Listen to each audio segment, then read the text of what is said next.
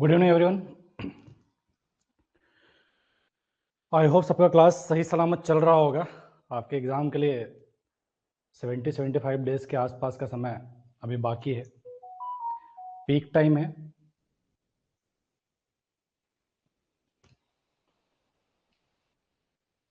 ठीक है, 2 minute time ले लेते हैं, आने देते हैं और भी जो लोग आ रहे हैं, उसके बाद स्टार्ट करते हैं। माइंड डेवलपमेंट का क्लास होने वाला है। आपने रेगुलर क्लास आई होप सारे देख चुके होंगे। बाकी जिन लोगों ने सिर्फ क्रैश कोर्स ज्वाइन करके रखा है, जो 200-250 लोग हैं, उनके लिए चीज़ें नया रहेगा। और कोशिश ये करूंगा कि जो एकदम नहीं भी पढ़ा है उनको भी माइंड डेवलपमेंट इतना तो समझ में आ जाए कि गेट 2025 एग्जाम में आने वाले क्वेश्चंस आपसे बन जाए। सब सही है यार सत्यजीत? Good evening everyone. ठीक है, तो माइंड डेवलपमेंट जब हम पढ़ते हैं, वॉइस क्लियर है सबको? Audio visual? ठीक है, चलो स्टार्ट करते हैं। जितने लोग को आना था आ चुके हैं, बहुत कम लोग दिख रहे हैं, लेकिन कोई नहीं, मान के चल रहा हूँ कि जिन लोग नहीं आए हैं उन लोग खुद से तैयारी कर रहे हैं। और मैंने खुद ने बोला था कि क्रैश कोर्स उनके लिए है जिन्होंने क्लासेस नहीं करा है और जिन्होंने अपना खुद का नोट्स नहीं बनाया है, जिनके पास रिवीजन के लिए कुछ नहीं है, वो हमारे रिवीजन का सहारा ले सकते हैं। अदरवाइज आपके पास यदि खुद का नोट्स बना हुआ है तो आपके लिए क्रैश कोर्स कोई भी काम का नहीं है। आपके लिए बेस्ट वे रिवाइज करने का आपके खुद के नोट्स के साथ जाना है। ठीक है, तो बहुत कम लोग दिख रहे हैं, तो मान के चल रहा हूँ कि बाकी सारे लोग अपने खुद के ही नोट्स से ही रिवीजन करना प्रेफर कर रहे हैं। ठीक है, सिम्फर क्या है, सिम्फर के बारे में बताएं, फुर्सत में बता लेंगे विजय। ठीक है, चलो ओके। तो ये माइंड डेवलपमेंट जब हम पढ़ते हैं तो इसमें बेसिकली 3 मेन पार्ट है। सिलेबस जब आप देखेंगे, एक तो है method of access to deposits, underground drivers, उसके बाद में है ड्रिलिंग एंड ब्लास्टिंग और मैकेनिकल कटिंग सिस्टम। बेसिकली हम एक तो माइंड डेवलपमेंट के अंदर में क्या करें, माइंस के अंदर में पहुंचने का काम हमने किया। जो भी मेथड ऑफ एक्सेस है, माइंस के अंदर में घुसने का जो भी रास्ता हुआ, उसके अंदर में भी जो लेवल ड्रिफ्ट ये सब जो बनाने का रास्ता काम जो हुआ माइंड डेवलपमेंट के अंदर, वहां पहुंचने के बाद में फिर प्रोडक्शन करने के लिए या तो हम ड्रिलिंग ब्लास्टिंग अपनाते हैं या फिर मैकेनिकल कटिंग सिस्टम अपनाते हैं। ये सारा चीज बेसिकली हमने माइंड डेवलपमेंट के अंदर में पढ़ा या माइंड डेवलपमेंट के सिलेबस में दे रखा है।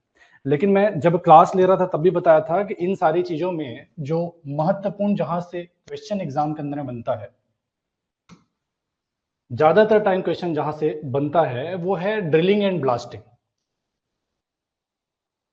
कि अगर माइंड डेवलपमेंट में जितने भी क्वेश्चंस बने हैं उसमें 70 to 80% बोल सक रहे हैं आप कि इस ड्रिलिंग एंड ब्लास्टिंग में एक एक्सप्लोजिव को और ऐड कर दूं तो मिला करके बना है। तो हमारे इस रिवीजन क्लास में मेन फोकस भी इन्हीं टॉपिक पे रहेगा। कि कहने के लिए तो इतना सारा चीज है, लेकिन मेन फोकस हमारा रहेगा ड्रिलिंग एंड ब्लास्टिंग पे, एक्सप्लोजिव ड्रिलिंग एंड ब्लास्टिंग पे, यही चीज पे मेन रहेगा। और हम कोशिश ये करेंगे प्रीवियस ईयर में आए हुए लगभग सारे क्वेश्चन और उस टाइप के बने हुए क्वेश्चन, मतलब ज्यादा से ज्यादा क्वेश्चन प्रैक्टिस पे ही हम ध्यान देने वाले हैं इस रिवीजन क्लास के अंदर में। थ्योरी व्योरी ज्यादा नहीं पढ़ने वाले हैं, क्योंकि थ्योरी पढ़ने का ना तो आपके पास टाइम है और ना ही कोई खास मतलब है इस पर्टिकुलर सब्जेक्ट्स में। ठीक है, ओके ठीक। तो बेसिकली हमने, ये दिख तो रहा है यार, मेरी स्क्रीन पे दिख रहा है कि थोड़ा कट गया है, कट तो नहीं रहा है स्क्रीन?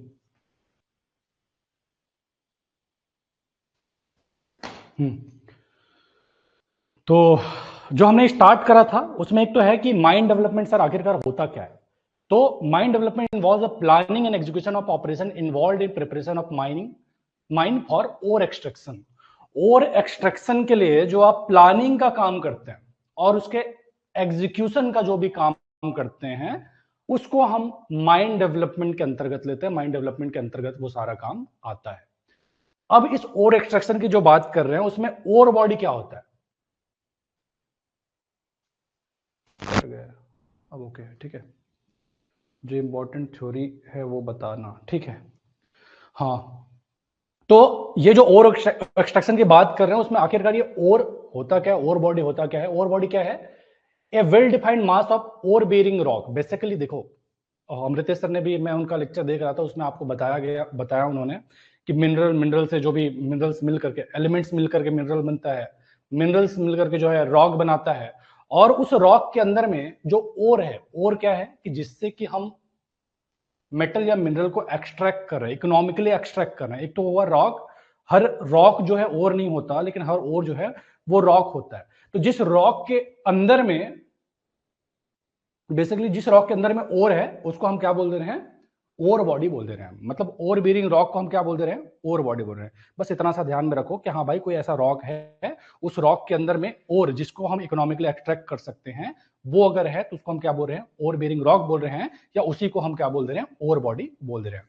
कुछ कुछ और टर्मिनोलॉजी है जो माइंस के अंदर में यूज होता है, वो टर्मिनोलॉजी को समझते हैं।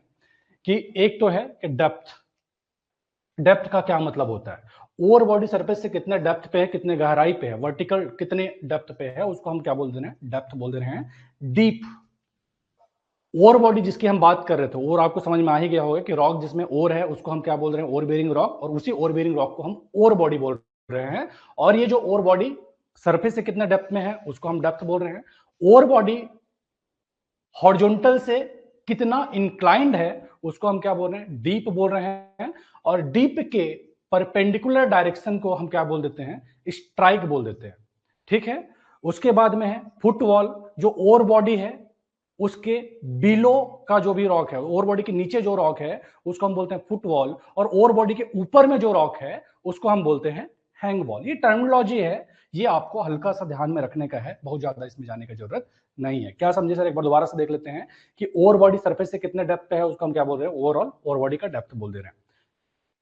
हॉरिजॉन्टल से कितना इंक्लाइंड है उसको हम डीप बोल दे रहे हैं, और डीप के परपेंडिकुलर डायरेक्शन को हम क्या बोल दे रहे हैं, स्ट्राइक बोल दे रहे हैं। ओवर बॉडी के नीचे के हिस्से को या नीचे के रॉक को हम क्या बोल दे रहे हैं, फुटवॉल बोल दे रहे हैं। और ओवर बॉडी के ऊपर के रॉक को हम क्या बोल दे रहे हैं, हैंग वॉल बोल दे रहे हैं। ठीक है जी, बात क्लियर है। अगला समझते हैं।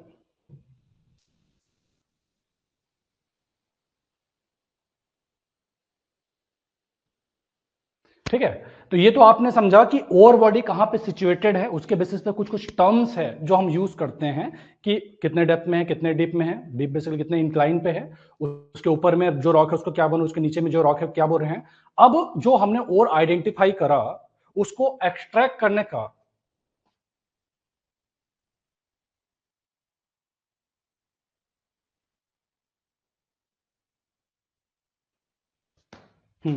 अब जो और हमने आइडेंटिफाई करा उसको एक्सट्रैक्ट करने का दो मेजर तरीका हो सकता है कि या तो सर हम ओपन कास्ट से ओर को निकाल लें, या फिर अंडरग्राउंड से हम ओर को निकाल लें। ओपन कास्ट से निकालेंगे मतलब क्या होगा कि ऊपर में जो भी ओवर बर्डन है, जो वेस्ट मटेरियल है उसको हमने पहले हटा लिया, देन फिर ओर को अप्रोच करा। दूसरा है कि अंडरग्राउंड की सरफेस को हम छेड़छाड़ किए बगैर जमीन के अंदर जाकर के ओर को निकाल रहे हैं। तो जब जमीन के अंदर जाकर के ओर को निकालने का जो काम है उसके लिए मोड ऑफ एक्सिस है या मेथड ऑफ एक्सिस है कि जमीन के अंदर ओर तक अप्रोच करने के लिए हमारे अलग अलग मोड ऑफ एक्सिस है। एक तो है कि हम क्या करें, इंक्लाइन बना लें, इंक्लाइन बना करके हम अंडरग्राउंड में एक्सिस करें या जो ओर बॉडी उस तक पहुंचे। दूसरा है एडिट, और तीसरा है साफ्ट। तीनों को समझेंगे, हल्का सा जानकारी रखिए कि कब आप एडिट बनाएंगे, कब आप साफ्ट बनाएंगे, कब आप इंक्लाइन बनाएंगे। कि लेट सपोज आपका ओवर बॉडी सैलो डेप्थ पे है, ज्यादा गहराई पे नहीं है, तो आप क्या करेंगे, इंक्लाइन बना करके ओवर बॉडी तक अप्रोच करेंगे। आपका ओवर बॉडी हिली टेरेन पे है, सरफेस के ऊपर में हिली टेरेन पे है, तो आप एडिट बना के ओवर बॉडी तक अप्रोच करेंगे। और यदि आपका ओवर बॉडी हाई डेप्थ पे है तो आप साफ्ट बना करके, साफ्ट नथिंग बट वेल, मतलब एक कुआं होता है, देखे होंगे बहुत सारे लोग, तो वो बना करके हम क्या कर रहे हैं, ओवर बॉडी को अप्रोच करना और माइनिंग स्टार्ट कर रहे हैं, मतलब ओवर बॉडी तक पहुंचने का काम हमने कर लिया। ठीक है जी बात। ये मोड ऑफ एंट्री वगैरह आप लोग, मैं पीडीएफ अपलोड कर लूंगा, पढ़ लीजिएगा क्या होता है सॉफ्ट, कैसे बॉटम लेवल तक पहुंचते हैं और कैसे करके हम वेंस बोल रहे हैं या ओवर बॉडी बोल रहे हैं उसको अप्रोच करते हैं। ये सारा अभी देखने का कुछ खास मतलब है नहीं, इसमें बेसिक से इतना ध्यान में रखिएगा, सॉफ्ट हाई डेप्थ है, जैसे इसमें मेंशन भी कर रखा है कि 250 मीटर से ज्यादा डेप्थ में अगर हमारा ओर है तो हम प्रीफर करते हैं कि साफ्ट के जरिए उस तक पहुंचे। साफ्ट भी दो अलग अलग टाइप का होता है, एक तो होता है वर्टिकल साफ्ट, दूसरा होता है इंक्लाइन साफ्ट। क्लास में मैंने डिटेल में बताया, यहाँ पे जाने का नीड नहीं है, एग्जाम में क्वेश्चन ऐसे अलग से आया नहीं है इससे। ठीक है, यही जो बता रहा था, इंक्लाइन साफ्ट और एक है वर्टिकल साफ्ट इसी में।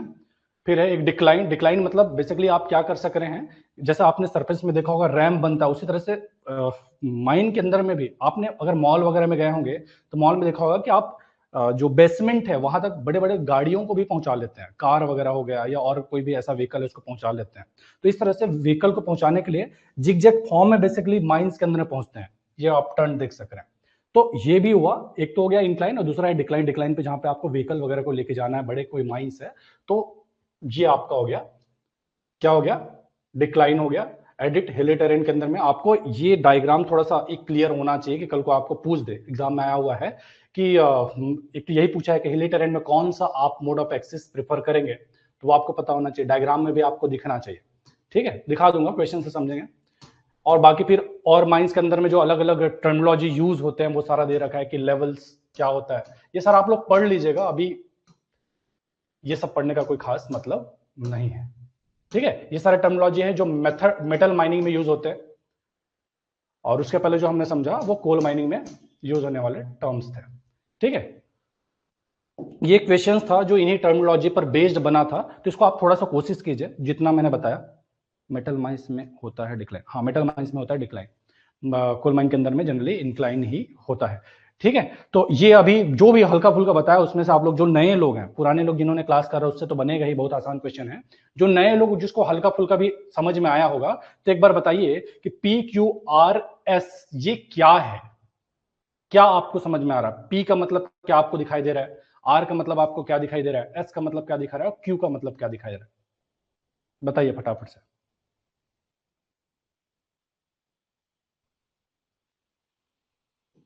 भगा रहे हैं मत सोचिएगा, भगाना कतई मेरा मकसद नहीं है। लाइट ज्यादा है, अच्छा इसका लाइट ज्यादा है,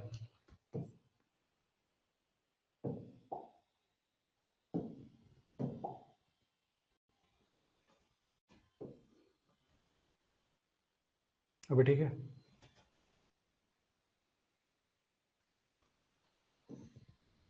कोई उपाय नहीं हो रहा भाई, लाइट बंद कर दूं कुछ?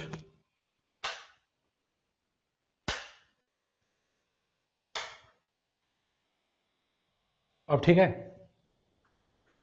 अभी दिख रहा है? देखो यार, समझ में तो आ रहा होगा ना यार। ये क्या है ना, एक्चुअली यही थोड़ा सा ज्यादा ही ब्राइट है।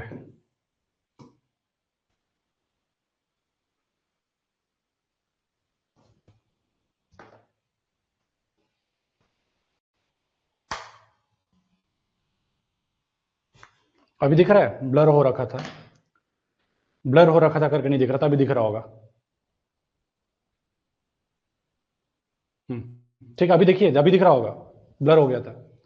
बताओ फटाफट यार।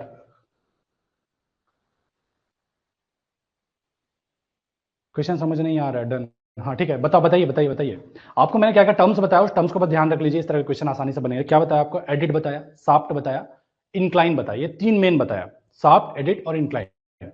और इंक्लाइन में भी मैंने दो बताया, एक होता है आपका वर्टिकल, नहीं सॉरी सॉरी, साफ्ट में भी मैंने दो बताया, एक होता है वर्टिकल साफ्ट और एक होता है incline shaft. Vertical shaft, incline shaft. Vertical मतलब समझ में आ रहा हो, 90 डिग्री पर रहेगा, इंक्लाइन साफ्ट 60 टू 80 डिग्री रहता है।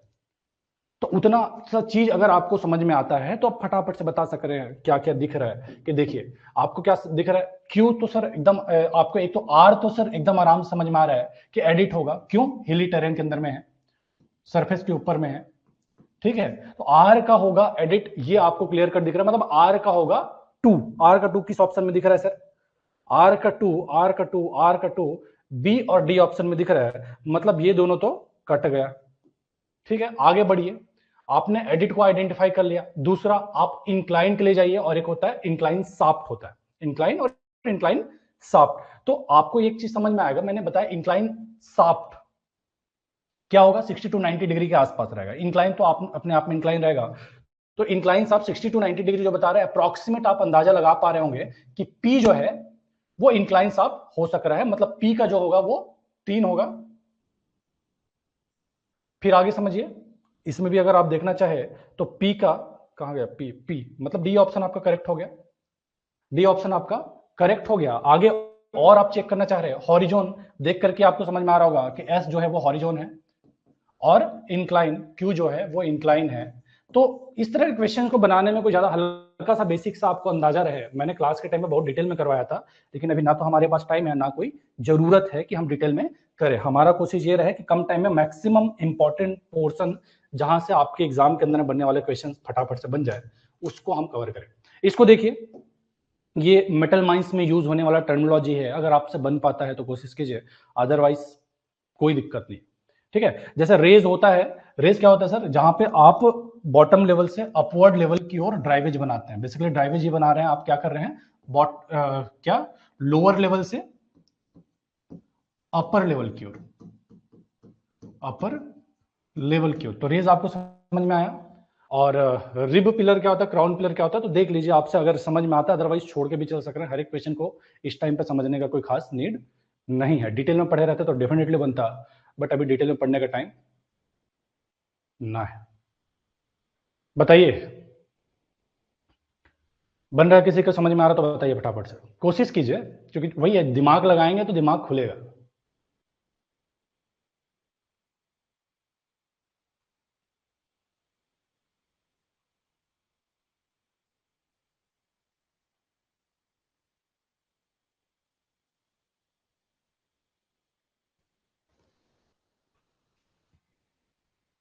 साइड प्लीज, ऑप्शन सी, क्या साइड करना है?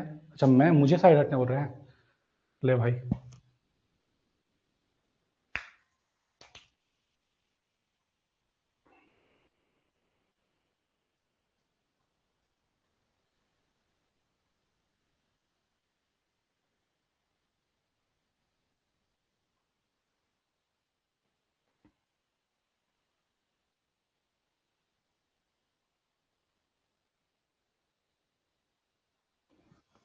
देखो, क्या मैंने आपको बताया कि आपको कुछ समझ में आया ना आए, एक चीज आपको क्लियर है कि एक तो होता है सर रेज, रेज जो कि आप लोअर लेवल से अपर लेवल की ओर जाते हैं। एक होता है विंस, जहां पे आप अपर लेवल से लोअर लेवल की ओर आते हैं। इन सब में बाकी सब भी आसान है, लेकिन एक चीज था जो मुझे बहुत अच्छे से आता था सर, रेज मुझे पता था। मतलब जो रेज है वो क्या होगा, इसमें जो जहां पे लोअर लेवल से अपर लेवल में जा रहे होंगे, तो एस को आप देखेंगे तो एस कंफर्म है कि वो 2 नंबर होगा। अभी ऑप्शन में आप ढूंढने लग जाएंगे तो किस्मत से एक सी ऑप्शन है जहां पे एस का 2 दे रखा है। इसके अलावा बाकी सारे को भी आप आइडेंटिफाई कर लीजिए फिर, कि अगर इस टाइप का और कभी क्वेश्चन बन जाए तो आपको ध्यान रहे कि पी जो है वो क्या है, क्राउन पिलर है।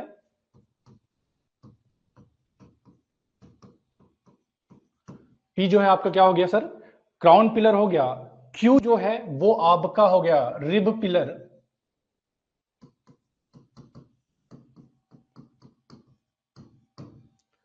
और फिर टी जो है वो हो गया आपका बॉक्स होल।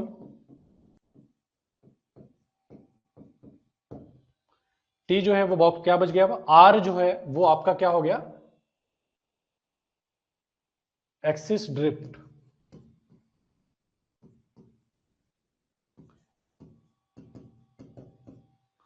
ठीक है sir, this terms used in metal mines, हाँ ये सारे मेटल माइंस में यूज होते हैं। ठीक है, क्लियर है जो बात। ये रिप पिलर वैसे आपको अंडरग्राउंड कोल माइन में भी दिख जाएगा, लेकिन अंडरग्राउंड कोल माइन में जो रिप दिखेगा वो अलग ही टाइप का आपको दिखेगा, ऐसा नहीं दिखेगा। ठीक है, बाकी सारे तो मेटल माइंस के टर्म्स। चलो आगे देखो, देख लीजिएगा वही सारा बॉक्स होल क्या है, क्राउन पिलर क्या है, ये मैंने लिख रखा है, पीडीएफ जो है अपलोड कर दूंगा, एक बार पढ़ लीजिएगा। ठीक है, तो ये हुए आपके मोड ऑफ एक्सिस। ये और भी टर्म्स है ना, ये सारे टर्म्स भी आपके लिए इंपॉर्टेंट तो बोल सकते हो कुछ हद तक है। अगर आपको टाइम मिले तो पढ़ लीजिएगा, अदरवाइज कोई दिक्कत नहीं है, छोड़ के भी चल सकते हैं। अरे क्या हो गया यार,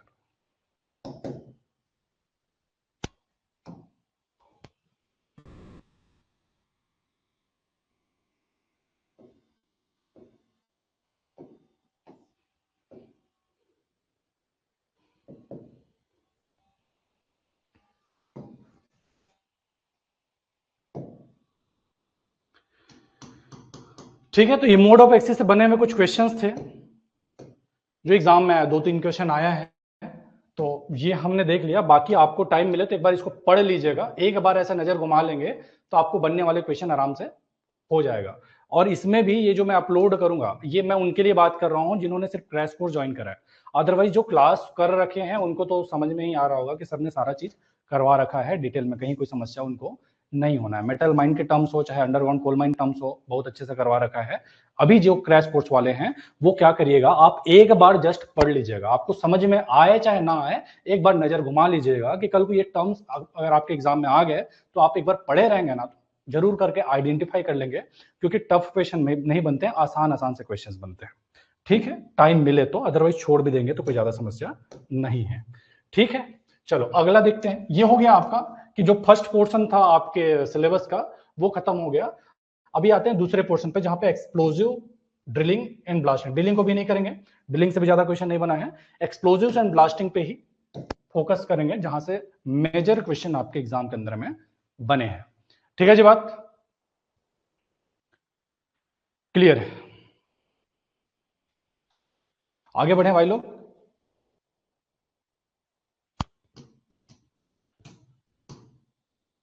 तो ये आगे आता है एक्सप्लोजिव्स एंड ब्लास्टिंग। एक्सप्लोजिव होता क्या है सर? एक्सप्लोजिव होता है सॉलिड और लिक्विड सब्सटेंस और mixture of substance which change themselves instantaneously into a large volume of gases at high temperature and pressure when a flame heat और sudden shock is applied.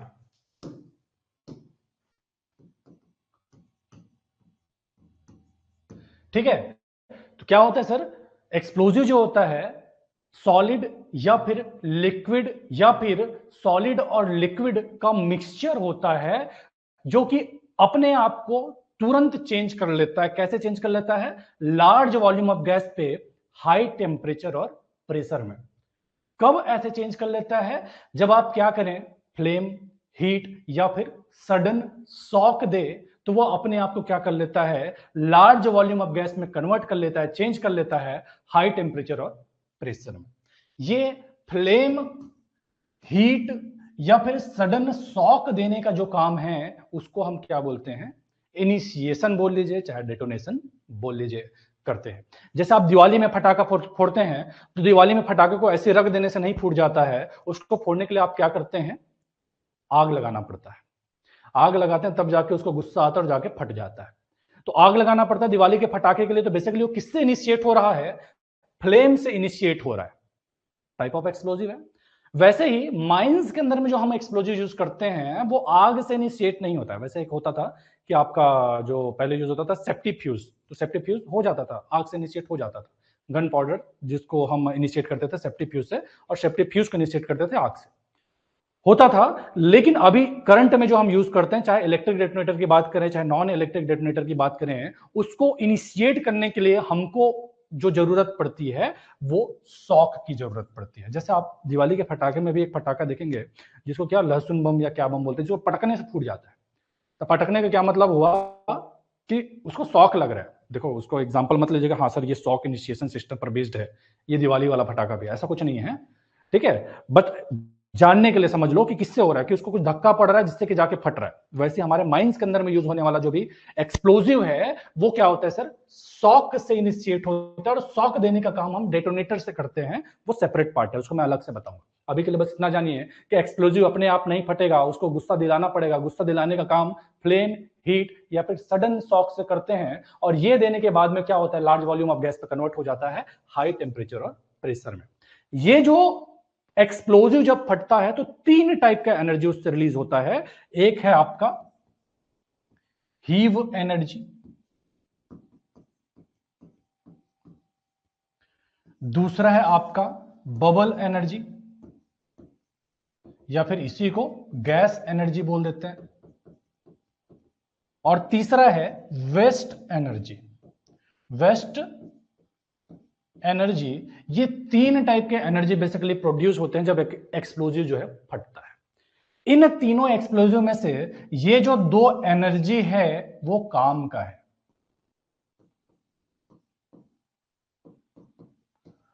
और waste energy waste का ही है। Actually waste energy होता क्या है कि जो fly rock generate हो रहा है, ग्राउंड वाइब्रेशन जो हो रहा है, हीट या टेम्परेचर जो जनरेट हो रहा है, वो सारे वेस्ट एनर्जी है। तो एक एक्सप्लोजिव का जो एनर्जी का 40 to 50% हिस्सा यूजफुल एनर्जी की तरह हम यूज कर पाते हैं। बाकी जो 60 to 40 जो आपका क्या 60 to 50% जो एनर्जी है वो वेस्ट एनर्जी की तरह चला जाता है।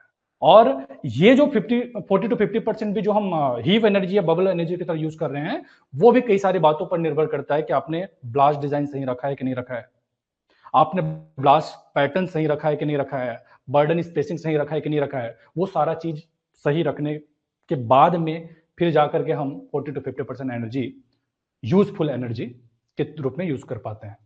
हाँ, ये शॉक एनर्जी जो आप बोल रहे हैं, शॉक एनर्जी जैसा कुछ नहीं होता यार, ठीक है।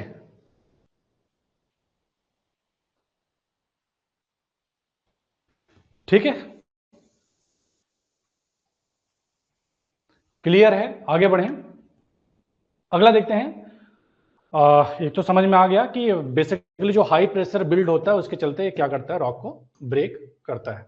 आगे समझिए, उसको मैं एनर्जी पर एक अलग से और भी टॉपिक है, उसमें जो प्रेशर वॉल्यूम डायग्राम है उसको मैं बताऊंगा, उस पर भी 2-3 क्वेश्चन बने हैं, उसको भी डिस्कस करूंगा। तो एनर्जी के लिए बस अभी जान के रखिए, बाकी उसको और मैं बताऊंगा, उसका ग्राफ वगैरह भी आपको आगे बताऊंगा, ठीक है। तो एक्सप्लोजिव इंग्रेडिएंट, इसको मैं बहुत डिटेल में नहीं करवा रहा हूं, लेकिन आप लोग एक बार जरूर पढ़ लीजिएगा, क्योंकि इंग्रेडिएंट पर भी 2-3 क्वेश्चन एग्जाम में बने हैं, और बने हैं तो आगे भी बन सकता है। थ्योरी में बनना रहा तो एक अच्छा चीज है जहां से क्वेश्चन वो बना सकता है, ठीक है। एक मिनट टाइम दे देना यार। अभी तक का बात क्लियर है? अभी तक में कोई समस्या?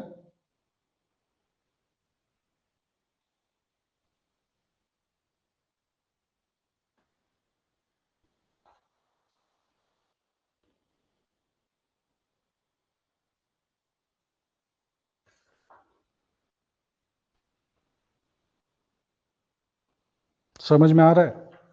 जो क्लास किए हैं उनसे नहीं पूछ रहा हूँ, जो नए लोग हैं उनको कुछ पल्ले पड़ रहा है कि पूरा ऊपर ऊपर से जा रहा है, कि सर आप इतना भगा रहे हैं, आपने 50% टॉपिक को 20 मिनट में खत्म कर दिया। तो समझ में आ रहा है कि नहीं आ रहा है भाई लोग?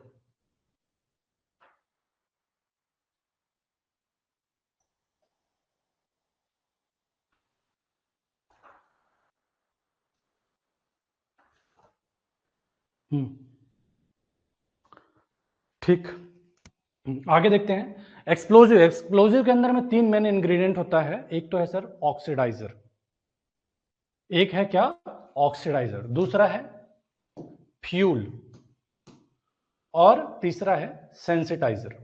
ऑक्सीडाइजर, फ्यूल और सेंसिटाइजर, ये 3 मेन इंग्रेडिएंट है। ऑक्सीडाइजर मतलब क्या हुआ कि जो एक्सप्लोजिव हमने होल के अंदर में डाला है उसका बाहर से कांटेक्ट नहीं रहता है। ऐसे में कोई भी रिएक्शन को कंप्लीट करने के लिए, या इस एक्सप्लोजिव को का जो केमिकल रिएक्शन है उसको कंप्लीट करने के लिए ऑक्सीजन का रिक्वायरमेंट होता है, ऑक्सीजन का रिक्वायरमेंट होता है, और बाहर से इसका कनेक्शन कट है, तो एक्सप्लोजिव को सेल्फ सफिशिएंट होना पड़ता है। रिएक्शन के लिए जो ऑक्सीजन चाहिए उसका सप्लाई इसको अपने आप में ही करना पड़ता है, कि बाहर से इसका डिपेंडेंसी ना रहे। तो एज ए ऑक्सीडाइजर या रिएक्शन के लिए ऑक्सीजन प्रोवाइड करने का जो काम है वो कौन करता है, देख सकते हैं। Ammonium nitrate, barium nitrate, calcium nitrate, sodium nitrate, sodium पर क्लोरेट और अमोनियम पर क्लोरेट। तो बेसिकली आप पीछे का जो लाइन है उसको देख लीजिएगा, कि नाइट्रेट अगर कहीं दिख रहा है या पर क्लोरेट अगर कहीं पे दिख रहा है तो पॉसिबिलिटीज है कि वो ऑक्सीडाइजर है, ठीक है। तो ये बेसिकली इन सारे में जो ध्यान में रखने लायक यही चीज है कि एज ए ऑक्सीडाइजर कौन सा यूज होता है एक्सप्लोजिव के अंदर में, ये पूछा जा सकता है, पॉसिबिलिटी इसके एग्जाम में आने का है, पहले एग्जाम में आया हुआ है, ठीक है। आगे समझिए फ्यूल का, कि commonly used fuel include carbon, fuel oil, sulphur, aluminium, ferrosilicon, ये सारे हैं जो एज ए फ्यूल यूज होता है। सेंसिटाइजर, एक्सप्लोजिव जो होता है या तो कैप सेंसिटिव होगा या तो बूस्टर सेंसिटिव होगा। तो बेसिकली ये भी एक है कि अलग अलग टाइप के एक्सप्लोजिव का सेंसिटिविटी मतलब क्या समझ रहे हो आप, कि बेसिकली मैं क्लास के बीच में एक एग्जांपल दिया था कि कोई एक है जो हो सकता है कि उसको बे बोल दो, गाली दे दो, उतने में गुस्सा आ जाता है। कोई एक ऐसा हो सकता है कि बे और गाली से उसको कुछ खास फर्क नहीं पड़ता, 2 थप्पड़ मारना भी पड़ता है। तो वो बेसिकली हुआ कि एक तो है कि कैप सेंसिटिव, कि आप क्या कर रहे हैं कि एक उसको डायरेक्टली आप डेटोनेटर की मदद से ब्लास्ट कर पा रहे हैं। दूसरा है कि बूस्टर सेंसिटिव का आपको सिर्फ डेटोनेटर से काम नहीं चलेगा, उसमें आपको बूस्टर भी डालना पड़ेगा। इसको भी मैंने क्लास में डिटेल में बताया कि बूस्टर सेंसिटिव क्या होता है, कैप सेंसिटिव क्या होता है, अभी के लिए ज्यादा आपको जानने की जरूरत नहीं है। ये जो सेंसिटिविटी है वो कई बार ऐसा भी होता है कि कोई एक्सप्लोजिव जो है जिसको गर्म इन्वायरमेंट में ब्लास्ट करने के लिए बनाया गया है वो ठंडे इन्वायरमेंट में ब्लास्ट नहीं करता। कोई एक्सप्लोजिव ऐसा भी हो सकता है कि ठंडे जगह में आपने ब्लास्ट करने के लिए बनाया, वो गर्म जगह पे ब्लास्ट ना हो। कोई एक्सप्लोजिव ऐसा भी हो सकता है जो जो वाटरी प्लेस है वहां पे ब्लास्ट ना हो, कोई ऐसा हो सकता है जो वाटरी प्लेस में ब्लास्ट हो। तो इस तरह का बेसिकली सेंसिटिविटी है। वही स्टार्टिंग में जो मैंने आपको बताया, कोई हो सकता है गाली देने से इनिशिएट हो जाए या सेंसिटाइज हो जाए, कोई हो सकता है कि आपको थप्पड़ भी मारना पड़े, वही काम है। और सेंसिटाइजर के लिए कौन कौन सी चीजें हैं जो यूज होता है, तो ये एक बार पढ़ लीजिएगा, पढ़ लेंगे, आपको एग्जाम में अगर कहीं देखने मिल जाए तो ध्यान में रहेगा कि एक्सप्लोजिव में सेंसिटाइजर के तरह एक तो होता है सर नाइट्रोग्लिसरीन, अभी यूज नहीं होता है, पहले यूज होता था जब जेलेटिन यूज होता था माइंस के अंदर में, तब ये नाइट्रोग्लिसरीन यूज होता था, अभी ये काम में नहीं लिया जा रहा है। ठीक है, उसके अलावा है ये जो नाइट्रोग्लिसरीन जिसकी हम बात कर रहे हैं, ये अपने आप में एक्सप्लोजिव इन नेचर होता था, अपने आप में एक्सप्लोजिव इन नेचर होता था। इसके अलावा जो नॉन एक्सप्लोजिव सेंसिटाइजर्स है उसमें है एल्यूमिनियम मेथाइल एमिनो नाइट्रेट और हेक्सामाइन, एयर बबल्स, माइक्रो बलून्स, ये दोनों टर्म्स को ध्यान में रखिएगा, ये मल्टीपल टाइम एग्जाम में पूछा गया है कि ये जो एज ए सेंसिटाइजर्स इनमें से कौन सा ऑप्शन यूज होता है, तो एयर बबल्स आपको ध्यान में रहना चाहिए, माइक्रो बलून्स ध्यान में रहना चाहिए। ये यूज भी कहाँ पे होता है, आपका जो स्लरी एक्सप्लोजिव है वहां पे यूज होता है, वहां पे जब मैं स्लरी एक्सप्लोजिव आपको बताऊंगा दोबारा से आएगा। सिर्फ लेफ्ट साइड का आप खड़े हो तो दिखता है, दिखता नहीं उतना, थोड़ा साइड राइट साइड रखिए, जो आज्ञा मालिक। ठीक है अभी, हाँ मेरे लिए उल्टा लग रहा है यार, लेकिन राइट साइड में खड़ा होना एक्चुअली हैबिट में है कि लेफ्ट साइड में खड़ा हो। ठीक है, चलो आगे देखते हैं, आगे देखते हैं। ये आपने समझ लिया, जो इंग्रेडिएंट है एक्सप्लोजिव बेसिकली तीन चीजों से मिलकर बना होता है सर, क्या क्या है, एक तो हो गया आपका ऑक्सीडाइजर, दूसरा है फ्यूल, तीसरा सेंसिटाइजर्स। इसके अलावा भी और भी कई सारी चीजें, मिसलेनियस चीजें हैं, जैसे thickener, gelatinizer, emulsifier, stabilizer, flame retarder. तो ये सारे और भी चीजें हैं जो एक्सप्लोजिव के अंदर में यूज हो सकता है, बहुत ध्यान ध्यान में रखने की जरूरत नहीं है, इतना ध्यान में रख लीजिए, सेंसिटाइजर कौन है, फ्यूल कौन है, और आपका ऑक्सीडाइजर कौन है। ठीक है, डिटेल्स वगैरह पढ़ लीजिएगा, स्लरी एक्सप्लोजिव का आपको दे रखा है। प्रॉपर्टीज ऑफ एक्सप्लोजिव, इसमें कि स्ट्रेंथ को देखना जरूरी है, क्योंकि इस पर बेस 3-4 बार क्वेश्चन बना है, 3-4 बार क्वेश्चन बना है, तो इसको देख लेते हैं। इमल्सन में यूज होता है कोई बोल रहा है, ठीक। हाँ, तो properties of explosive, properties of explosive में हर एक्सप्लोजिव का एक सर्टेन स्पेसिफिक प्रॉपर्टी होता है, उसमें से कई सारा इसमें दे रखा है, लेकिन हम मेन जो देखेंगे स्ट्रेंथ, स्ट्रेंथ क्या होता है भाई देख लेना, थोड़ा मैनेज करना यार, मैं स्क्रीन से बाहर हो जा रहा हूँ, बाहर ही खड़ा हूँ, दिखेगा आपको, ठीक है, क्योंकि मुझे एक्चुअली इधर ही खड़े होने का हैबिट आ रखा है, तो उधर मजा नहीं आ रहा है, ठीक है, उल्टा पड़ रहा है। देखो स्ट्रेंथ क्या होता है, strength of an explosive is a measure of its capacity to break hard material या rock, it is measured as the energy release per unit weight और per unit volume of an explosive during blasting. मतलब blasting के बाद या blasting के दौरान explosive के पर यूनिट वेट या पर यूनिट वॉल्यूम से रिलीज होने वाले एनर्जी को हम क्या बोल रहे हैं, एक्सप्लोजिव। मतलब बेसिकली मेजरमेंट का तरीका हुआ कि आप पर यूनिट वॉल्यूम में कर रहे हैं, तो ये तो आपको जियो मैकेनिक्स पता ही है। तो वॉल्यूम की बात करें तो बल्क स्ट्रेंथ हो गया, वेट की बात करें तो वेट स्ट्रेंथ हो गया, और ये जो स्ट्रेंथ है वो जो एक्सप्लोजिव वो हार्ड मटेरियल को तोड़ पाएगा नहीं तोड़ पाएगा, उसके कैपेसिटी को जानने का एक तरीका हुआ, कौन, स्ट्रेंथ। ठीक है, strength of explosive is assessed by standard test, like ये टेस्ट का नाम याद में रख लीजिएगा कि क्या, ट्रेजुलेड, प्रोनाउंसिएशन देख लो कि ट्रेजुलेड ब्लॉक या बैलिस्टिक मोटार या फिर डॉट्रिच मेथड, ये 3 मेथड है जिससे कि हम एक्सप्लोजिव के जो स्टैंडर्ड टेस्ट के माध्यम से उसका जो भी है स्ट्रेंथ को मेजर करते हैं। तो टेस्ट का नाम याद रख लीजिएगा, पढ़ लीजिएगा, ध्यान में अपने आप आ जाएगा। ठीक है, क्वेश्चंस कराऊंगा, क्वेश्चन बहुत सारे कराऊंगा, ये सारे क्वेश्चंस की प्रैक्टिस हो जाएंगे। ठीक है, हाँ क्या बोल रहे हैं, नॉट इज एक्सप्रेस्ड, हाँ जो रिलेटिव स्ट्रेंथ है, पहले होता था जेलेटिन से हम रिलेटिव स्ट्रेंथ का मेजरमेंट करते थे, जैसे पुराने बुक वगैरह आप देखेंगे, मेरे ख्याल से डीजे देशमुख में भी जो रिलेटिव स्ट्रेंथ निकालने का जो तरीका है, या रिलेटिव स्ट्रेंथ निकालने के लिए जो एक्सप्लोजिव यूज करा है वो जेलेटिन को यूज करा है। अभी जो करंट में यूज होता है वो एनएफओ यूज होता है, एनएफओ की स्ट्रेंथ को हम मान के चलते हैं 100%, और इसके रिलेटिव में बाकी सारे एक्सप्लोजिव का स्ट्रेंथ हम निकालते हैं। ठीक है, high strength is needed to shatter the rock but unsuitable for softer rock. मतलब आपका जो हार्ड रॉक है उसको सेटर करने के लिए, तोड़ने के लिए हमको हाई स्ट्रेंथ की जरूरत पड़ती है, लेकिन अगर कोई सॉफ्ट रॉक है उसके लिए आपको बहुत ज्यादा स्ट्रेंथ की जरूरत नहीं पड़ती है। ठीक है, अभी आते हैं एब्सोल्यूट वेट स्ट्रेंथ और absolute bulk strength. Absolute weight strength क्या है, it is a heat of reaction, इसको देख लेना यार, ठीक है, फालतू में इस पर टाइम नहीं देते, इस पर क्वेश्चन में आते हैं डायरेक्ट। ठीक, क्लियर है? कैमरा को थोड़ा रोटेट कीजिए।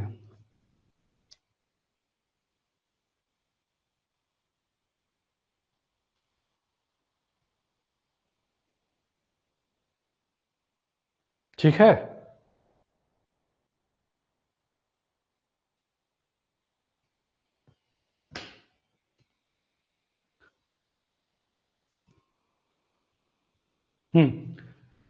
ठीक है। तो रिलेटिव वेट स्ट्रेंथ निकालने के लिए फॉर्मूला है, बोलो चाहे ऐसे समझ लो, जैसा भी है। फिर मैं बताऊंगा कि ये बहुत फालतू सा चीज है, बहुत आसान सा चीज है, लेकिन इस पर based question multiple time exam में बने हैं। लास्ट ईयर भी इस पर बेस्ड क्वेश्चन बना था। ठीक है, तो आसान आसान से क्वेश्चन है जो इस पर्टिकुलर छोटे से टॉपिक पर से बनता है। ठीक है, तो डायरेक्ट क्वेश्चन नहीं करते हैं, क्वेश्चन से समझते हैं। देखिए, इस क्वेश्चन को सॉल्व कीजिए। इसको आपने समझ लिया, रिलेटिव वेट स्ट्रेंथ। तो आपका जो भी एक्सप्लोजिव जिसका आपको रिलेटिव वेट स्ट्रेंथ निकालना है, डिवाइडेड बाय जो एनएफओ का वेट स्ट्रेंथ, दोनों का रेशियो जो हुआ, ठीक है, या फिर हीट एनर्जी जो हुआ, उसके रेशियो को हमने क्या करा, डिवाइड कर दिया। अगला आप समझिए, रिलेटिव बल्क स्ट्रेंथ अगर आपको निकालना है तो आप क्या करेंगे, रिलेटिव बल्क स्ट्रेंथ जिस भी एक्सप्लोजिव का आपको निकालना है, फिर is equal to relative weight strength explosive density divided by जो एनएफओ है उसका डेंसिटी।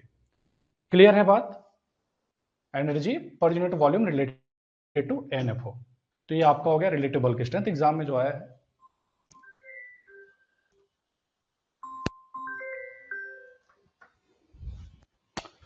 ठीक है, इसको फटाक से सॉल्व कीजिए, क्या होगा आंसर? वो फॉर्मूले को ही दे दिया सीधा।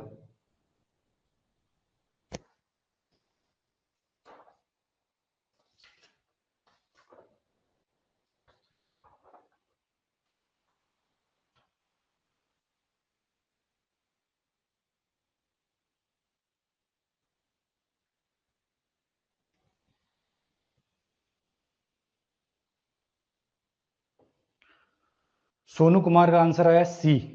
बाकी लोग का क्यों नहीं आ रहा है?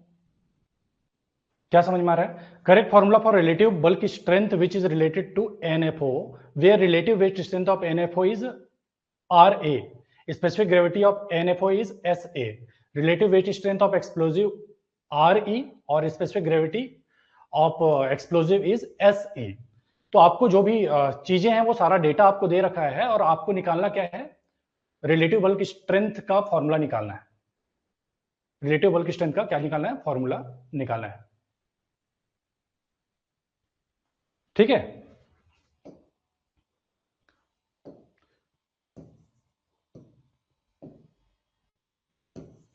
Relative bulk strength is equal to क्या था, एक्सप्लोजिव जिसका आपको जो भी आपको रिलेटिव निकालना था उसका क्या, रिलेटिव वेट स्ट्रेंथ दे रखा है आपको।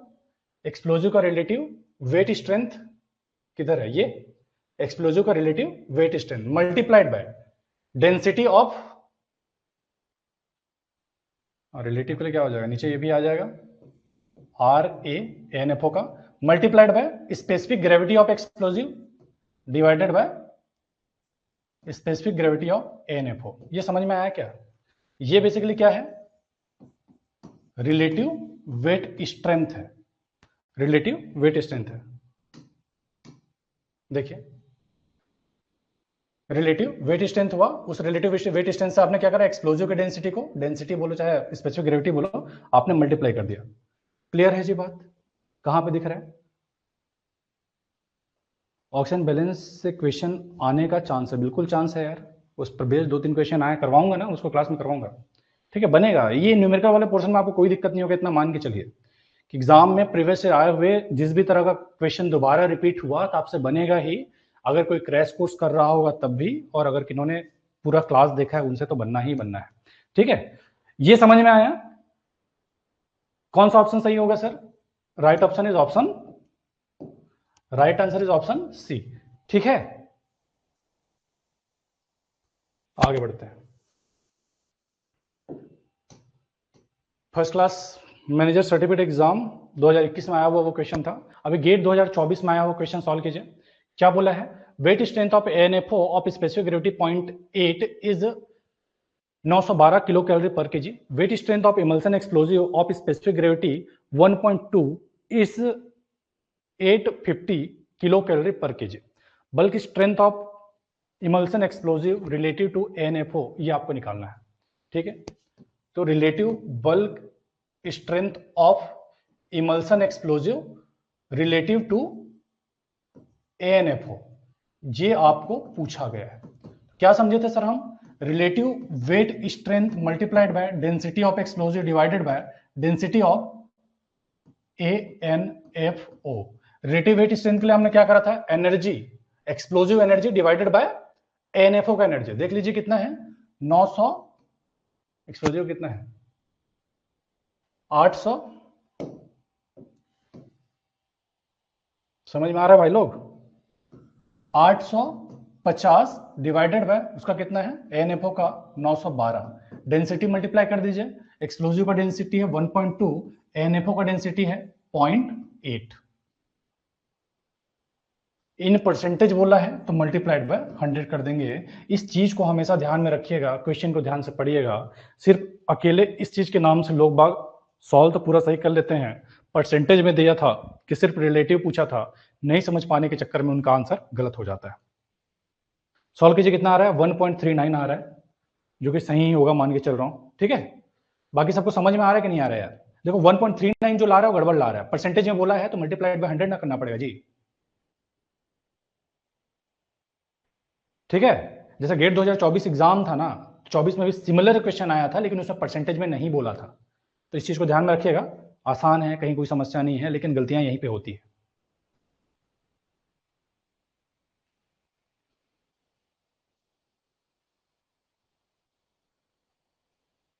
ठीक है, चलो आगे बढ़ें। भाई देखो, जिसको समझ में नहीं आया हो प्लीज बता देना, बहुत आसान आसान सा क्वेश्चन है। मैं अगर क्लास ले रहा हूं और क्लास लेने के बाद ये क्वेश्चन अगर एग्जाम में आया और आपसे छूट गया तो फिर मेरे क्लास का कोई मतलब ही नहीं। ये गेट 2024 एग्जाम का क्वेश्चन है, सबसे बनना चाहिए। अगर पिछला क्वेश्चन बना है तो इसमें भी बनना चाहिए। क्या दिया है? N explosive with density of 1.2 gram per centimeter cube has a heat of explosion equal to 900 calorie per gram if heat of explosion of ANFO with density 0.8 gram per centimeter cube is 950 calorie per gram, bulk strength of explosive related to ANFO is। Percentage बोला है, percentage बोला था ना यार। इसमें देखिए क्या बोला है, कैसे बोला है, सॉल्व कीजिए। ब्लर हो रहा है क्या फिर से? नहीं, ठीक तो है। सॉल्व करो, सॉल्व करो, 2024 का क्वेश्चन है, सबका आंसर ले आओ यार।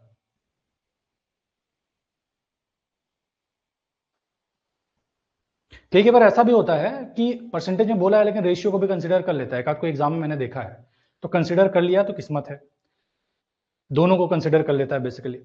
लेकिन हमको क्वेश्चन के हिसाब से ही जानना है कि क्वेश्चन में जो बोला है उतना ही लाना है। 1.42 आ रहा है तो बाकी लोग सहमत है इस बात से कि 1.42 आ रहा है सबका? सॉल्व कर लें यार।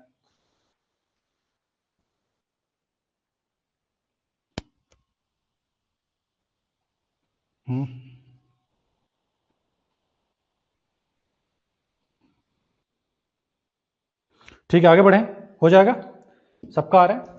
तो इस तरह का क्वेश्चन आया, बन जाएगा एग्जाम में, कहीं कोई समस्या कुछ नहीं करेगा। देखो पिछला क्वेश्चन और इस क्वेश्चन में क्या अंतर आपको दिख रहा है? किलो कैलोरी पर केजी दिया था और स्पेसिफिक ग्रेविटी था तो कोई यूनिट नहीं था।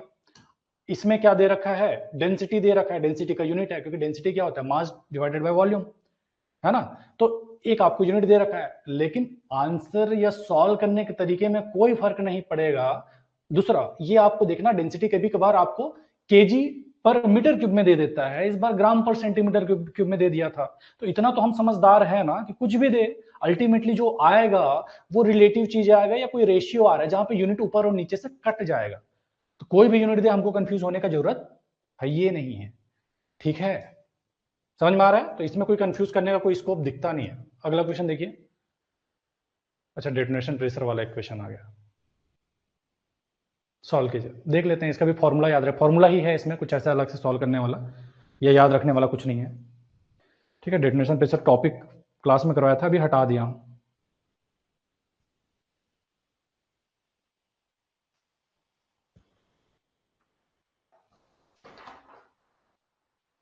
सॉल्व, जिनको पता है उनको सॉल्व कीजिए, अदरवाइज तो मैं सॉल्व करवा ही रहा हूं, ठीक है।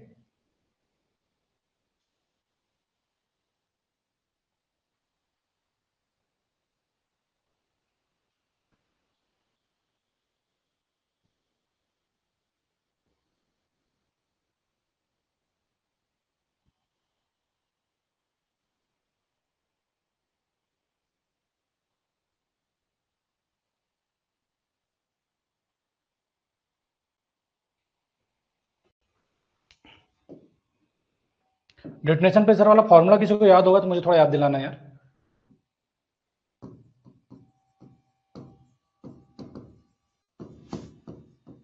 जिन्होंने क्लास में करा है, क्योंकि मुझे अभी फिलहाल याद नहीं है। क्या 0.25 इंटू रो वीओडी का स्क्वायर, ऐसा कुछ था क्या? ऐसे कुछ था? किसी को याद होगा तो हाँ बोलेंगे, अदरवाइज फिर मुझे देखना पड़ेगा।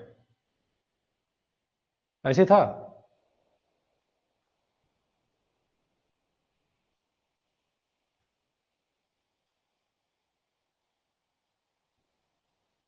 ठीक है ना? हाँ है ना, यही है 0.25।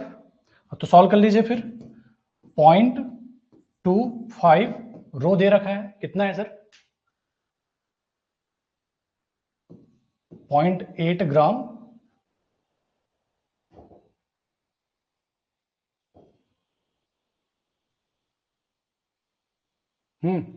ग्राम पर सेंटीमीटर क्यूब। उसको आप केजी पर मीटर क्यूब में करेंगे, आता अल्टीमेटली सेम ही है। ठीक है, उसके बाद में वीओडी, वीओडी आपको फिट में दे रखा है। फिट को आप क्या कर लेंगे, 0.0338 क्या 3038 से मल्टीप्लाई कर देंगे तो किसमें कन्वर्ट हो जाएगा, मीटर में कन्वर्ट हो जाएगा। तो 9000 1 फीट इज इक्वल टू, ठीक है, मल्टीप्लाइड बाय 0.3038 का स्क्वायर। कर लो सॉल्व यार, जो भी आ रहा है देख लो। हाँ क्या मोबाइल आ रहा है।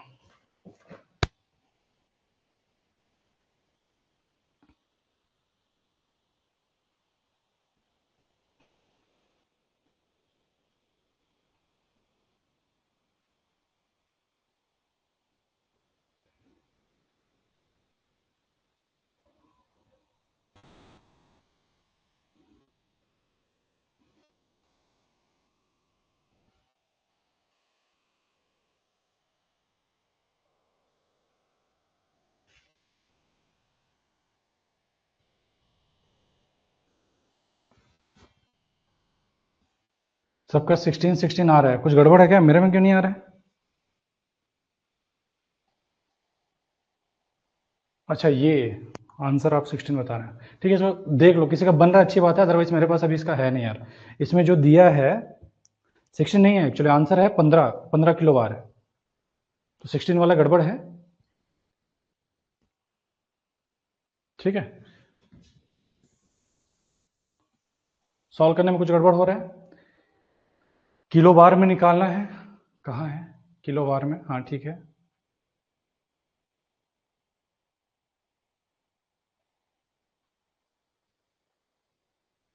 छोड़ दो इसको, बता दूंगा मैं अलग से, ठीक है। क्योंकि आप लोग हाँ तो बोल दिए फॉर्मूला वही है करके, लेकिन मुझे लग रहा है कुछ यूनिट वगैरह में गड़बड़ हो रहा है, तो छोड़ दो इसको फिलहाल। ठीक है, आसान सा एक फॉर्मूला है जिसमें रखना रहता है। ये ऑक्सीजन बैलेंस का एक क्वेश्चन है, इसको करेंगे लेकिन थोड़ा बाद में। क्या लेंगे, केजी पर मीटर क्यूब में कन्वर्ट कर लेंगे, तो उतना ही होगा ना यार। केजी पर मीटर क्यूब में कन्वर्ट करेंगे तो होगा तो सेम चीज ना, ग्राम पर सेंटीमीटर क्यूब है, उसको कन्वर्ट करेंगे तो उतना ही होगा। ठीक है, छोड़ दो, अभी टाइम वेस्ट नहीं कर सकता ना मैं, अभी उसको एनालाइज करने जाऊंगा फालतू में 10-15 मिनट जाएगा, वो टाइम नहीं है। मैं करवा दूंगा अगले क्लास में, उसको अलग से करवा दूंगा। ठीक है, हाँ आगे आप समझिए, क्लासिफिकेशन ऑफ एक्सप्लोजिव। ये ऑक्सीजन बैलेंस वाला जो आप बोल रहे थे, इसको मैं कल करवा दूंगा, इसको आज के लिए छोड़ दीजिए। ठीक है, फ्रेश माइंड में करेंगे। अभी अपन समझते हैं टाइप ऑफ एक्सप्लोजिव में, आगे क्लासिफिकेशन ऑफ एक्सप्लोजिव में। ठीक है ना, आगे बढ़े, हो गया। पिछला क्वेश्चन को दिमाग से हटा दीजिए अभी फिलहाल। 16 को 17 लेंगे क्या, 15 आंसर है उसका, आगे बढ़ो। ठीक है, लो explosive when it is blasted the process, क्या बोल रहे हैं, जो क्लासिफिकेशन ऑफ एक्सप्लोजिव की जो हम बात कर रहे हैं, तो बेसिकली एक्सप्लोजिव को हम दो मेन टाइप में क्लासिफाई कर सकते हैं। एक तो है सर लो एक्सप्लोजिव और दूसरा है हाई एक्सप्लोजिव। लो एक्सप्लोजिव क्या है कि जहां पे क्या होता है, रैपिड कंबसन होता है पार्टिकल का, मतलब rapid combustion but not in deflagration. ये बेसिकली इसके लिए टर्म यूज करते हैं। तो rapid combustion from particle through the mass of explosive and the effect of explosion is relatively low. क्या समझ में आ रहा है सर, कि ये जो लो एक्सप्लोजिव है, इससे जनरेट होने वाला एक तो एक्सप्लोजिव जो एनर्जी है वो कम है, और जो लो एक्सप्लोजिव है उसका इनिशिएशन हम क्या कर रहे हैं, कंबसन से कर रहे हैं। हाई एक्सप्लोजिव का जो इनिशिएशन होगा वो किससे होगा, डेटोनेशन से होगा। तो टर्म कंबसन को ध्यान में रखिएगा कि यहाँ पे क्या कर रहे हैं, कंबसन कर रहे हैं, और वहां पे क्या जो हाई एक्सप्लोजिव वहां पे क्या करते हैं, हम डेटोनेशन करते हैं। तो दिख भी रहा है कि फायर्ड बाय इग्निशन और फ्लेम। इसका जो एक्सप्लोजिव है उसको हम किससे करते हैं, फायर करते हैं इग्निशन से या फिर फ्लेम की मदद से। जो आपको मैं बता रहा था गन पाउडर के लिए हम सेफ्टी फ्यूज यूज करते हैं, और सेफ्टी फ्यूज को हम मैच बॉक्स से या माचिस की मदद से इनिशिएट कर लेते हैं।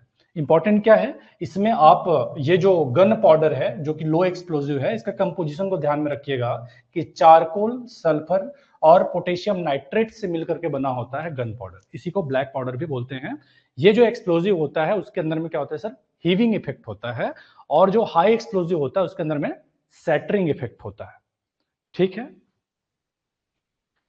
क्लियर है। लो एक्सप्लोजिव बेसिकली सस्ता होता है कंपैरेटिवली अभी, लेकिन ऐसा कोई माइंस के अंदर में इसको हम यूज तो करते नहीं है, पहले होता था यूज करते थे। अभी कई तरह के एक्सप्लोजिव आ चुके हैं जिसकी मदद से हम जो भी अपना क्या रॉक ब्लास्टिंग का काम या रॉक को तोड़ने का जो भी काम हम करते हैं। ठीक है, फायर्ड बाय सेफ्टी फ्यूज, इस चीज को ध्यान में रख लीजिएगा। हम अंडरग्राउंड कोल माइन के अंदर में यूज नहीं कर सकते क्योंकि वेट जहां पर भी पानी वगैरह है वहां पे हम इसको यूज नहीं कर पाते हैं। आगे समझिए, ठीक है, आगे समझिए। हाई एक्सप्लोजिव जो होता है उसके इंग्रेडिएंट भी अपने आप में एक्सप्लोजिव होते हैं, कि जो हम उसमें इंग्रेडिएंट यूज कर रहे हैं वो भी अपने आप में एक्सप्लोजिव होता है। कुछ कुछ नॉन एक्सप्लोजिव इंग्रेडिएंट भी होता है। तो ये एक तो हो गया, जैसे हम अभी जो बात कर रहे थे इससे पहले लो एक्सप्लोजिव का, तो उसमें सल्फर, चारकोल ये जो आप यूज कर रहे थे वो एक्सप्लोजिव इन नेचर नहीं था। बट हाई एक्सप्लोजिव के अंदर में जो आप यूज करते हैं, जैसे टीएनटी यूज कर रहे हैं, नाइट्रोग्लिसरीन आप यूज कर रहे हैं, तो ये सारे अपने आप में एक्सप्लोजिव होता है बेसिकली। ठीक है, when A violent shock, basically इसका जो डिटोनेशन है वो किससे हो रहा है सर, शॉक से हो रहा है। शॉक देने का अलग अलग तरीका हो सकता है, लेकिन बेसिक इनिशिएशन का जो काम करेगा या इसको इनिशिएट करने का जो काम करेगा वो शॉक ही करेगा। ठीक है,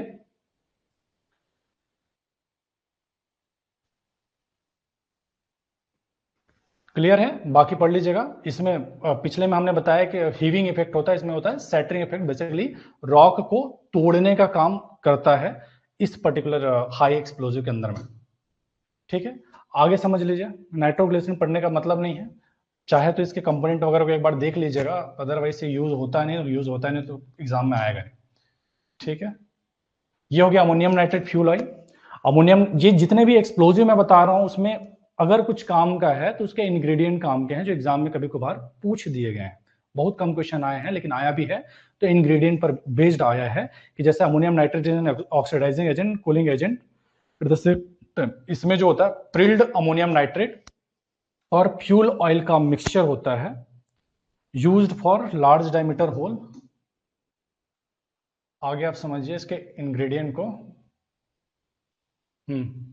ठीक है, परसेंटेज को समझ लीजिएगा कि एक 94% और 6%।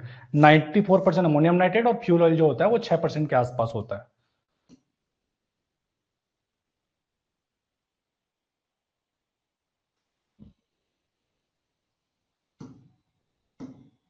अगली बार पीपीटी को मैं थोड़ा ऑप्टिमाइज कर लूंगा। कई सारी चीजें जो अभी करवाने लायक नहीं है इसमें, जबरदस्ती का इसमें दे रखा है। ठीक है, इसमें एनएफओ में अलग से जो चीज जानना है वो जान लीजिएगा कि बेसिकली वाटरी माइंस में आप इसको यूज नहीं कर सकते हैं, वाटर रेजिस्टिव प्रॉपर्टी इसमें नहीं होता है। बाकी अमोनियम नाइट्रेट और फ्यूल ऑयल का मिक्सचर है, उतना तो आपको समझ में आ ही गया। ठीक है, ये आप देख सक रहे हैं यूरिया को जो बोरी होता है उसी टाइप का एनएफओ होता है। इसके पिल्स भी यूरिया जैसे ही होते हैं। इसको आपको इनिशिएट करने के लिए एक प्राइमर डालना पड़ता है, प्राइमर की मदद से जो भी आप इसको ब्लास्टिंग का काम करते हैं। आगे आप समझिए स्लरी एक्सप्लोजिव। बोरिंग तो नहीं लग रहा है यार, थोड़ा सा थ्योरी रहता ही है, पढ़ लेंगे इसको। देखो इसमें वही है कि क्या है स्लरी में, फिर से आप इसके जो किस चीज से मिलकर बना है उस चीज को आप ध्यान में रखें। जैसे आपने अमोनियम नाइट्रेट में समझा कि अमोनियम नाइट्रेट, फ्यूल ऑयल, दो चीजें हैं। अमोनियम नाइट्रेट जो होता है वो 94% के आसपास होता है, स्टैंडर्ड है 94, एग्जाम में पूछता है तो 94% ही देता है। और जो फ्यूल ऑयल है वो 6% होता है। उतना सा चीज आपने ध्यान में रख लिया। वैसे इसके अंदर में जब आप आएंगे तो इसको आप क्या, एक तो ये वाटरी माइंस में भी आप यूज कर सकते हैं। कैप सेंसिटिव है, जो वो अमोनियम नाइट्रेट फ्यूल ऑयल था वो बूस्टर सेंसिटिव था, कि जहां पे आपको एक अलग से प्राइमर कार्ट्रिज डालना पड़ता, बूस्टर डालना पड़ता, जब तब जाके वो ब्लास्ट होता। इसको आप सिर्फ डेटोनेटर की मदद से भी ब्लास्ट कर पाते हैं, किसको, स्लरी एक्सप्लोजिव को। सिमिलर केस इमल्सन के साथ भी है, एएनएफओ से ज्यादा स्ट्रेंथ इसका है। ठीक है, क्लियर है। ये इंग्रेडिएंट को ध्यान में रखिएगा कि oxidiser, cross linking agent, gelling agent और फ्यूल सेंसिटाइजर। तो अमोनियम नाइट्रेट, सोडियम और कैल्शियम नाइट्रेट, ठीक है, अमोनियम नाइट्रेट, सोडियम नाइट्रेट या फिर कैल्शियम नाइट्रेट, ये एज ए ऑक्सीडाइजर यूज होता है। पोटेशियम या फिर sodium dichromate, antimony, boron compound, ये as a cross linking agent use होता है। फिर स्टार्च जेलिंग एजेंट और fuel sensitiser, TNT, trinitrotoluene, pentolite और aluminium, sugar, urea, paraffin, हेक्सामाइन, ethyl glycol, wooden pulp, ये जो है एज ए फ्यूल सेंसिटाइजर यूज होता है। ठीक है, इसमें टीएनटी और पेंटोलाइट एक्सप्लोजिव है, बाकी जो भी बात हो रहा है वो नॉन एक्सप्लोजिव है। इंग्रेडिएंट को एक दो बार पढ़ लीजिएगा, इस पूरे पीपीटी में या पूरे क्लास में जो इंपॉर्टेंट है उसके इंग्रेडिएंट ही है जो एग्जाम के अंदर में पूछे जा सकते हैं। ठीक है, क्लियर है। इसको भी आप, इसमें जो ध्यान में रखने लायक जो चीज है, तो इमल्सन एक्सप्लोजिव की जब अब बात होता है तो जो माइक्रो बलून्स है वो एज ए सेंसिटाइजर यूज होते हैं। इस चीज को ध्यान में रखिएगा, ये मल्टीपल टाइम एग्जाम में ऐसा देखे गए हैं कि जो माइक्रो बलून्स जो है वो एज ए सेंसिटाइजर, तो आपको ऑप्शन में दे देता है। ठीक है, तो फिर वही बात, इंग्रेडिएंट को देख लीजिएगा, बाकी सारा डिटेल्स आपको पढ़ने का नीड नहीं है। ठीक है, ये sensitisation is here by emulsion explosive is due to air bubbles या माइक्रो एयर बलून्स, जो भी लिख देता है। क्लियर है बात। फिर एक होता है हैवी एनएफओ। आपने ये चीज देखा पीछे कि एनएफओ जो होता है वो वाटर रेजिस्टिव नहीं होता है, लेकिन आप क्या करते हैं, एनएफओ के अंदर में इमल्सन मिला देते हैं। तो इमल्सन मिला देते हैं तो ये वाटर रेजिस्टिव हो जाता है, इसका स्ट्रेंथ भी बढ़ जाता है, इसका वीओडी बढ़ जाता है। तो ये दोनों का जो मिक्सचर होता है इमल्सन, स्लरी और एनएफओ का, उसको हम क्या बोल देते हैं, हैवी एनएफओ बोल देते हैं। और वो भी अलग अलग परसेंटेज में होता है, मतलब ऐसा नहीं है फिक्स परसेंटेज कितना मिलाना है, ऐसा कुछ नहीं है, जैसा आपका रिक्वायरमेंट है वैसा आप मिक्सिंग कर सकते हैं। ठीक है, अभी आ गया परमिटेड एक्सप्लोजिव।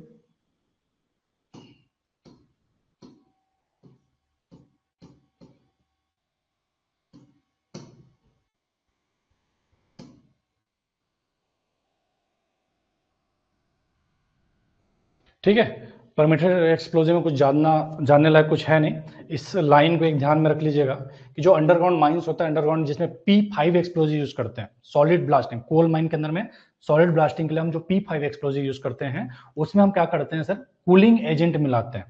कूलिंग एजेंट मिलाते हैं, वो कूलिंग एजेंट क्या है, जैसे सोडियम क्लोरेट, पोटेशियम क्लोरेट, फिर सोडियम फ्लोरेट, फिर ये जो है वैसे as a cooling agent use होता है। फिर क्या, अमोनियम नाइट्रेट और सोडियम क्लोरेट। तो ऐसे करके ये जो कूलिंग एजेंट है, इसका नाम आप याद कर सक रहे हैं, ध्यान में रख सक रहे हैं। बाकी फिर कैप सेंसिटिव होता है, डायरेक्टली आप डेटोनेटर की मदद से इसको ब्लास्ट करते हैं।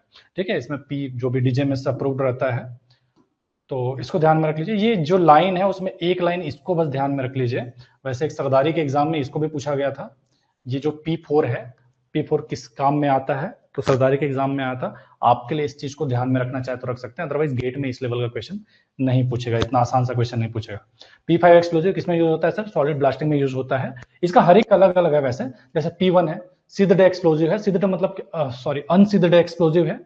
फिर P2 जो है सीथड एक्सप्लोजिव, क्या होता है कि इसमें बेसिकली हम क्या करते हैं, उसमें एक लेयर चढ़ा देते हैं। जो अमोनियम नाइट्रेट जो आपने देखा कि कूलिंग एजेंट है, आप हमने क्या करा, वो लेयर चढ़ा दिया। इससे होता क्या है कि जब एक्सप्लोजिव ब्लास्ट होता है, ब्लास्ट होने के बाद उसको ठंडा करने का काम ये कूलिंग एजेंट कर देता है। तो ये जो था P1, P2, ये सब में आप लेयर चढ़ाने का काम कर रहे थे, लेकिन ये जो P5 होता है उसमें आप क्या करते हैं कि उसमें जो कूलिंग एजेंट है उसको मिक्स कर देते हैं एक्सप्लोजिव के अंदर में, अलग से आपको लेयर चढ़ाने का जरूरत नहीं पड़ता है। तो लेकिन इसका स्ट्रेंथ सबसे कम होता है P5 का। तो सॉलिड ब्लास्टिंग के लिए, जो कि सॉलिड ब्लास्टिंग में आप क्या कर रहे हैं कि एक्चुअली रिस्की होता है सॉलिड ब्लास्टिंग, जस्ट ऐसे नॉलेज के लिए रखिए कि सॉलिड ब्लास्टिंग क्या होता है कि जहां पे आप, पहले होता था कि कोल कटिंग मशीन से हम कट्स लगाते थे, देन ब्लास्टिंग करते थे। अभी क्या होता है कि कोल कटिंग मशीन से कट लगाए बगैर ही डिले डेटोनेटर की मदद से पूरे फेस को एक साथ ब्लास्ट करते हैं बिना कट होल लगाए। तो वहां पे बेसिकली आपको ना तो फेस का अंदाजा है ना गैस होने का अंदाजा है, तो वहां पे एक्सप्लोड होने से बचने के लिए कि जो भी अगर मीथेन वगैरह है या एक्सप्लोजिव गैसेस है, इनफ्लेमेबल गैसेस है, तो वैसे कंडीशन में भी इसका जो फायरिंग टाइम है या ब्लास्ट होने का जो टाइम इतना कम होता है कि अगर methane permissible limit explosive limit में भी है तब भी उसको इनिशिएट ना कर सके। तो हम इसका स्ट्रेंथ, इसको बेसिकली कूलिंग एजेंट ज्यादा मिलाने के चक्कर में या इसको अल्ट्रा सेफ बनाने के चक्कर में इसका स्ट्रेंथ काफी कम हो जाता है, और यही परमिटेड है लेकिन अंडरग्राउंड कोल माइन के अंदर में सॉलिड ब्लास्टिंग करने के लिए। ठीक है जी बात, इसको डिटेल पढ़ना चाहे पढ़ सकते हैं कि P2 और P5 जो इंडिया के अंदर में ना तो मैन्युफैक्चर होता है ना तो यूज होता है, और ये जो हम बोल रहे थे सोडियम बाई क्या है, सोडियम बाइकार्बोनेट जो है वो जो सील्ड एक्सप्लोजिव उसमें कोटिंग का काम आता है, और जो हमारा ये जो P5 के अंदर में है उसमें हम डायरेक्टली इसको मिक्स कर देते हैं। जब ब्लास्टिंग होता है तो बेसिकली ये CO2 और H2O बनाता है, जो कि जो अगर फ्लेम जनरेट हुआ या ऐसा हीट जनरेट हुआ उसको सप्रेस कर देता है। ठीक है, सेफ बना देता है कि अगर मीथेन गैस है भी या इनफ्लेमेबल गैस है भी तो उसको एक्सप्लोड ना कर सके। ठीक है जी बात, अभी थोड़ा बोर हो गए होंगे मेरे ख्याल से, मैं खुद बोर हो गया थ्योरी पढ़ा के, तो 100 मिली सेकंड कोई बता रहा है। ठीक है, तो अब हम क्या करते हैं, यहाँ पे क्लास को ब्रेक देते हैं, कल से करेंगे। आगे हम जो देखेंगे, एक तो मैं स्टार्ट करूंगा वो जो ऑक्सीजन बैलेंस वाले क्वेश्चन है, उसके बाद में इनिशिएशन सिस्टम जो मैं बता रहा था कि एक्सप्लोजिव को ब्लास्ट करने के लिए दिवाली में जो आप फटाखा फोड़ते हैं उसको फटने के लिए कोई ना कोई एक चीज तो चाहिए होता है जिससे कि वो इनिशिएट हो सके। वो इनिशिएशन के लिए क्या क्या चीजें हैं जो यूज होता है, इसको भी फटाफट देखेंगे, बहुत ज्यादा घुसने का जरूरत नहीं है। कि नॉन इलेक्ट्रिक, इलेक्ट्रिक और इलेक्ट्रॉनिक, ये 3 टाइप के इनिशिएशन सिस्टम है जो माइंस के अंदर में यूज होते हैं, तो इसके बारे में जानेंगे। फिर मेन मुद्दे की बात पे आएंगे, अभी तक जो चल रहा था वो टाइम पास है, जब ये हो जाएगा फटाफट 10-15 मिनट में, देन फिर हम ब्लास्टिंग पे आएंगे जो असल में आपके एग्जाम में आया, ज्यादातर क्वेश्चन जहां से बने हैं। तो ये पहले कुछ टर्मिनोलॉजी को समझेंगे जो ये क्वेश्चन में आएंगे, फिर जो क्वेश्चन है जो एग्जाम के अंदर पूछे गए हैं उन सबको कवर करेंगे ध्यान से। क्वेश्चन प्रैक्टिस पे ज्यादा ध्यान देंगे क्योंकि क्वेश्चन से चीजों को समझना आसान हो जाता है। क्लियर है, अभी तक की बातें समझ में आया कि सब ऊपर ऊपर से गया, कुछ समझ में नहीं आया, भगा रहे हैं क्या है, ऐसा कुछ भी रिव्यू है तो अभी तक बता सक रहे हैं, कुछ चेंज करना है पैटर्न में तब भी बता सक रहे हैं, उस हिसाब से मैं इंप्रूवमेंट लाऊंगा। सर कंटिन्यू, बाकी सारे भी सहमत हैं, चोरी चोरी चल रहा है, इनिशिएशन सिस्टम को खत्म कर दें, फिर कल से सीधे न्यूमेरिकल्स पे आएंगे। बाकी लोग भी बताइए, अब 29-30 लोग तो है हैं यार, किन किन से पूछो।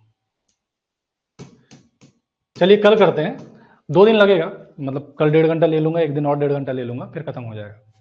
कल से करते हैं, ठीक है? ठीक है भाई लोग,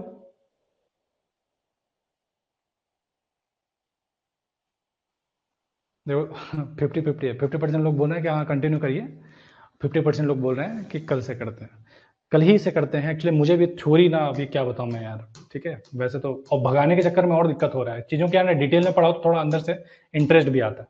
ऐसे मुझे लग रहा है कि आप लोगों को समझ में आ नहीं रहा, जबरदस्ती मैं भगा रहा हूँ, क्योंकि मेरे पास ऑप्शन नहीं है ना, इतना सारी चीज़ को डिटेल में जाने लग जाऊंगा तो मेन क्लास और इस क्लास में कुछ ज़्यादा फर्क पड़ेगा नहीं। तो इसलिए मैं टाइम को बचा के चल रहा हूँ, मेन चीज़ जहाँ से क्वेश्चन एग्जाम में बने हैं वो आपका अच्छे से कवर हो जाए, ठीक है? कल करते हैं, कल थोड़ा जल्दी स्टार्ट कर लेंगे, अगर अमृतेश सर का क्लास में उनको मैनेज करवा दूंगा तो मैं 7 बजे स्टार्ट करके लंबा ले लेंगे, ठीक है? थ्योरी और न्यूमेरिकल्स में जो भी इंपॉर्टेंट वही कर रहा हूँ यार, वही कर रहा हूँ। मैंने पीपीटी को बहुत शॉर्ट डाउन करा है, क्लासेस में डिटेल में था उसको बहुत कम करा है। हाँ कर दूंगा, ठीक है, चलो ओके, गुड नाइट।